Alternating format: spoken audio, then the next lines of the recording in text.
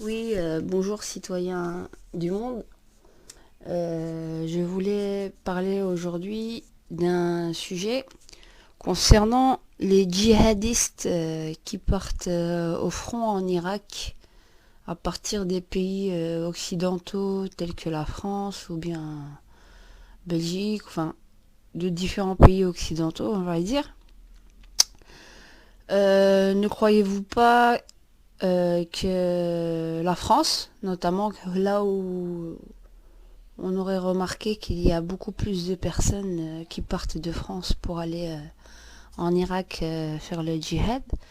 Enfin, le djihad, je le mets entre guillemets parce que le vrai djihad, le vrai combat, c'est le combat avec son âme pour améliorer ses comportements en communauté et envers les gens. Et envers soi-même et envers les gens. Mais bon, on va réutiliser ce terme qui est plus un terme de propagande et surtout pour faire beaucoup peur aux gens concernant l'islam.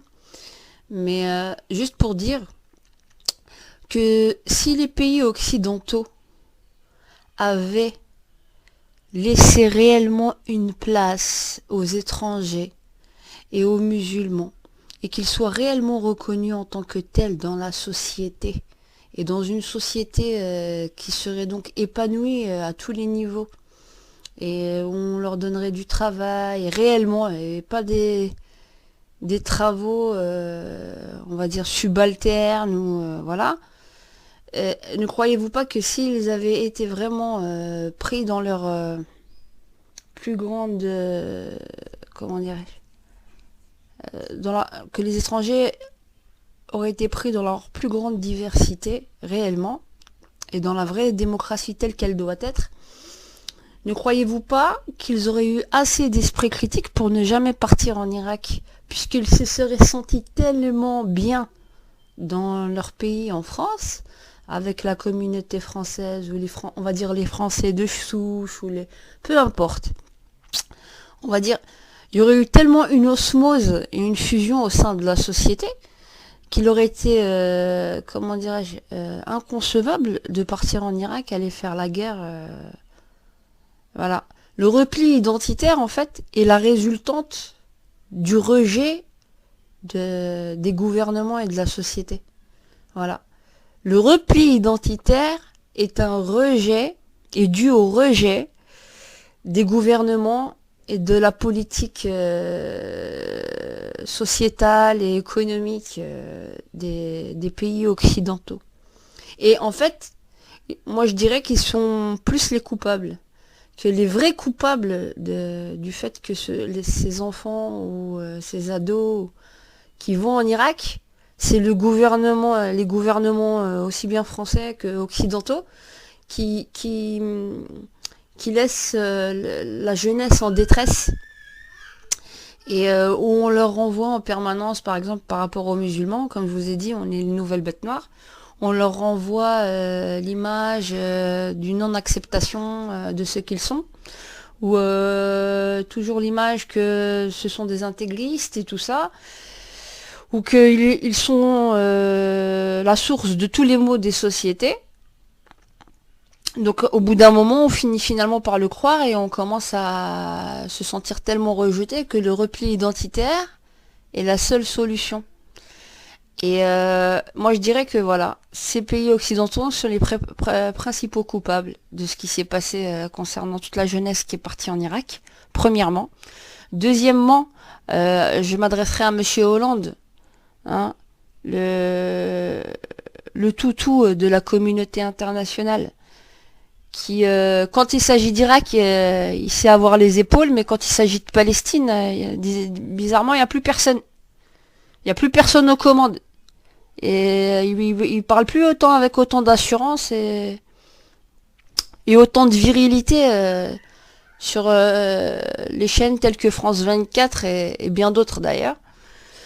Et donc, c'est bien de se sentir fort quand on a 26 États derrière soi, mais le vrai courage, c'est peut-être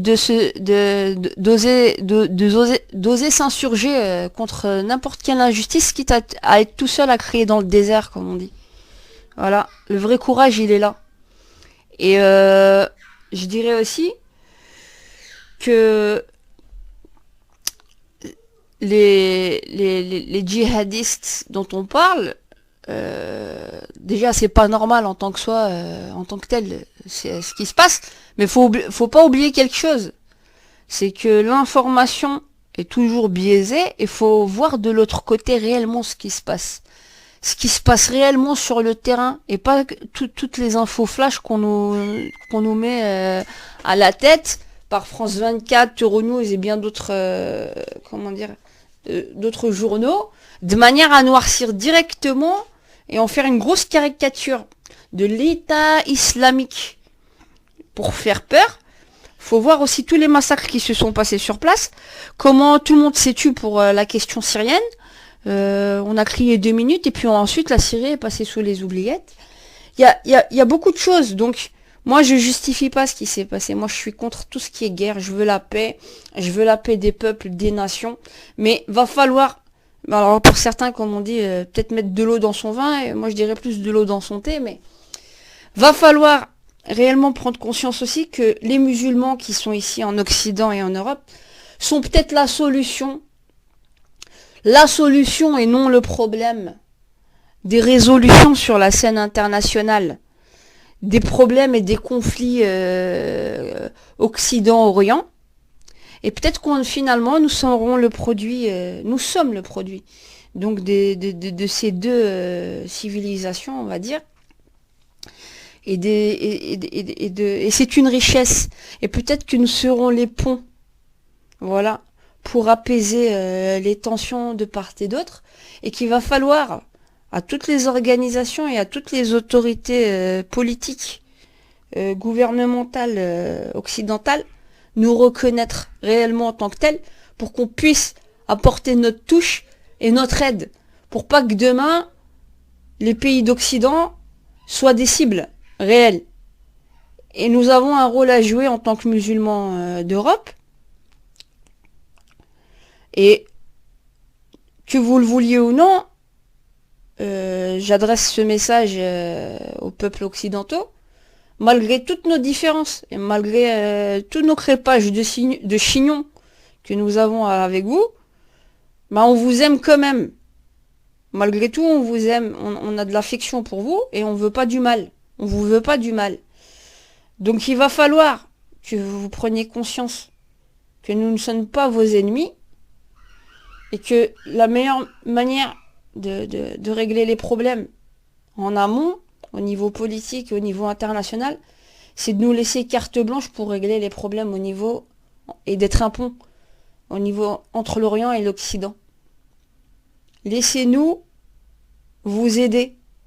Parce que pour l'instant, vous parlez qu'en tant qu'occidentaux, vous n'avez pas la culture orientale, vous n'avez pas les outils. Tout ce qui vient de vous est rejeté par l'Orient. Donc il va falloir nous faire confiance pour qu'on puisse faire en sorte que toutes les nations arrivent à une paix, réellement une paix, et une acceptation dans chaque nation des différences de chaque individu, dans toute leur ampleur, aussi bien religieuse, à tous les niveaux. Il va falloir s'ouvrir, vraiment s'ouvrir, et faire table rase de tout ce que les médias nous ont mis en tête depuis tant d'années. Et depuis, voilà, on est le résultat de cette politique médiatique. Hein, nos différences et nos chamailleries et nos crépages de chignons est dû à toute cette manipulation politique. Hein, pour mieux, finalement, se faire mieux arnaquer et enrichir toujours une classe d'une certaine noblesse, on va dire. Les aristocrates du 21e siècle, je les appellerais, moi. Tous les 10 grands diplomates et les dirigeants qui sont au gouvernement, je les appellerais plus, ça me rappelle plus, vous savez, au temps de Louis XIV, avant que Louis XIV et Marie-Antoinette passent à la guillotine avec la prise de la Bastille en 1789. Ça me rappelle ça, Louis XIV et toute la bourgeoisie, voilà, on est toujours encore dans ce même système, et va falloir vraiment qu'on soit, comme je dirais, le nouveau comme je disais, va falloir qu'on soit réellement le nouveau Parlement, aussi bien au niveau national, de discuter des problèmes liés à notre pays qui est la Belgique, mais aussi le nouveau Parlement mondial, voilà, qui regroupera en fait toutes les nations. Et ce Parlement, comme je disais, le but c'est qu'il soit pour le peuple et par le peuple. Voilà. Et qu'on revendique réellement des choses. Parce que nous faisons la loi. Nous sommes la loi. Puisque par définition, la démocratie est la voix du peuple. Et non la voix des aristos ou de certains dirigeants. Et la volonté du peuple.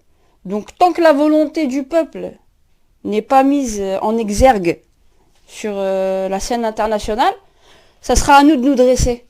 Voilà, et à faire des projets de loi de manière à ce qu'on ait une société plus juste, parce que nous voyons au quotidien en tant que citoyens comment ça se passe entre nous, et on a on a une vision beaucoup plus réaliste que certaines couches et classes sociales de ce qu'est la réalité de la société. Et c'est à nous, justement, la société et les nations sont faites par des gens comme nous. Et cette subordination, en fait, au niveau psychologique qu'on a fait au niveau des citoyens pour leur faire accepter une certaine fatalité et une certaine impuissance, comme si on n'avait aucun pouvoir réel de faire changer les choses. C'est à nous de prendre conscience qu'il faut qu'on se lève, tout simplement. Parce que ce conditionnement et ce formatage et cette fatalité qu'on a essayé indirectement de nous transmettre et de nous inculquer, de par le fait que nos voix n'étaient pas écoutées par les dirigeants, c'est à nous de dégager les dirigeants quand même, non? Ils sont censés nous représenter. On a choisi, la démocratie c'est quoi? C'est d'accord, on va voter pour quelqu'un qui est censé quand même nous représenter. Mais à partir du moment où il a violé son pacte avec la population et la représentativité de ce qui est la citoyenneté au quotidien dans toutes ses dimensions, je suis désolée, cette personne-là n'a plus à être un dirigeant. Faut la changer. Faut faire en sorte que le dirigeant n'est pas un dirigeant en tant que tel. C'est plus un guide. C'est plus un porte-parole, une certaine représentativité de la population. Voilà. Dans toute son ampleur et dans toute sa psychologie, dans toutes ses dimensions. Et si cette personne qui est censée nous représenter ne représente pas réellement nos volontés, aussi bien au niveau national qu'au niveau international, il y a plus lieu d'être, il y a plus lieu d'en faire un dirigeant. Tout simplement. Oui, il y a plus lieu d'en faire des dirigeants.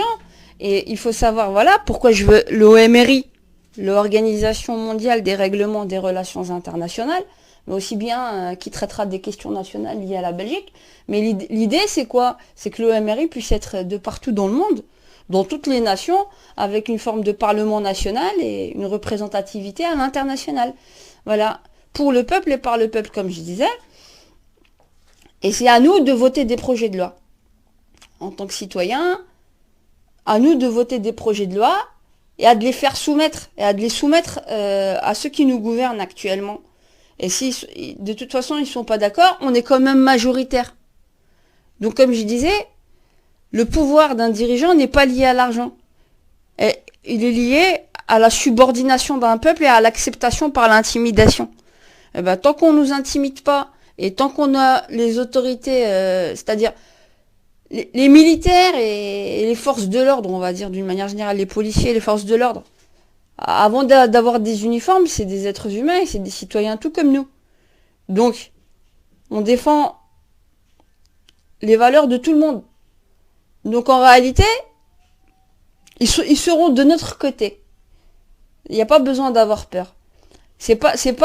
Faut pas qu'on puisse se faire acheter avec une histoire de salaire ou quelque argent que ce soit, parce que il en va de la réelle liberté des nations et des générations futures. Donc, il va falloir vraiment qu'on soit soudés sur tous les plans. Donc, des projets de loi il va falloir refaire. Donc, comme je disais, des projets de loi qui prennent tout le monde en considération, réellement, sans exclusion. Par exemple, même à l'école, moi, ce que je trouve pas normal, en réalité, c'est pas que je trouve pas ça normal, mais je trouve que ça divise les gens. Une école catholique, une école musulmane, une école ceci, on divise les gens. L'école communale, je trouve que c'est pas mal, mais le truc, c'est que je me dis, la qualité de l'enseignement, elle a sa désirée quand même. Mais par contre, je serais plus pour, comme je vous dis, une société qui inclut tout le monde. Et donc, par exemple, pourquoi ne pas avoir des lieux d'enseignement d'excellence, des grandes écoles, que ce soit gratuit, hein. Ça aussi, je pense qu'il y a assez d'argent dans les caisses de l'État pour offrir le meilleur à nos enfants, et gratuitement. Parce que quand même, on paye pas nos impôts pour rien. Et encore, on se fait sucrer avec des frais d'inscription. On nous prend toujours un peu plus pour des cons. Ce que j'allais dire, donc, d'exiger déjà une qualité d'enseignement très élevée, premièrement. Avoir donc une certaine gratuité d'école et de qualité au sein des écoles. Et aussi une forme de fusion, donc où il y aurait par exemple à l'intérieur même des écoles, pourquoi pas, pour ouvrir les gens aux différentes religions et des salles, donc genre avec un endroit où prier, avec un imam, une église, mais pas une église, mais genre une salle, quoi, je veux dire, voilà, avec un prêtre, et voilà, entre les récréations ou peu importe, les gens peuvent, les enfants, les élèves peuvent aller faire leur culte ou leur petite prière ou quoi. Justement, ça va commencer de là, cette acceptation et la réelle vision de ce que sont les religions et les différences à ce niveau-là. Et les enfants, les nouvelles générations grandiront avec une vision beaucoup plus juste de ce qu'est la religion de l'autre. Voilà, au lieu de les séparer, il vaut mieux les réunir. Et cette ouverture et cette tolérance, elle commencera de là, je pense. Moi, j'en suis convaincue. Et comme je disais, voilà, il va falloir donc l'OMRI, c'est un point réellement crucial. Donc, comme je disais, je fais appel à tout le monde. Et par ces audios aussi, je fais appel aux politiques. Hein. C'est sûr que il y en a beaucoup qui auront peur pour leur place, mais bon, voilà. Il va falloir savoir prendre son courage à deux mains et dire que voilà, il faut qu'on ait un grand building, vraiment un grand building, un endroit où tout le monde se sente chez soi. Tout le monde se sent chez soi. Et on peut discuter, comme je vous ai dit, que ce soit convivial, voilà, et qu'on puisse faire des projets de loi pour faire changer les choses en amont, dans les mentalités, dans les lois, pour garantir une vraie paix, une vraie osmose au sein de chaque société, en fait, de chaque nation. Voilà.